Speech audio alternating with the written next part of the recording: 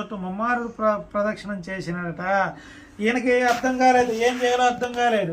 అయితే ఒకనొకసారి ఈయన నారదుడు చెప్పాడట, తల్లిదండ్రులను పూజిస్తే ముల్లోకాలలో సకల తీర్థాలలో స్నానం చేసిన పుణ్యం లభిస్తుంది అని చెప్పేసి ఆయనకి ఉపదేశించాడట.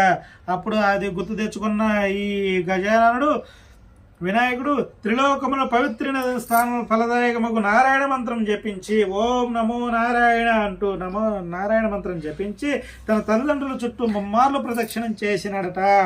ఆ విధముగా ఈ ముమ్మార్లు ప్రదక్షిణం ఇక్కడ పవిత్ర ముల్లోకాలకు తిరిగి రమ్మని చెప్పేసానంటే ఒక్కొక్క ప్రదక్షిణానికి పూర్తి చేసుకునేటప్పటికి కుమారస్వామి కంటే ముందు వినాయకుడు గజానుడు అక్కడ ప్రత్యక్షమయ్యేవాడట. అది చూసి ఆయన ఆశ్చర్యపోయేవాడట. తల్లిదండ్రుల చుట్టూ ముమ్మార్లు ప్రదక్షిణం చేసినాడు. నారములు అనగా జలముల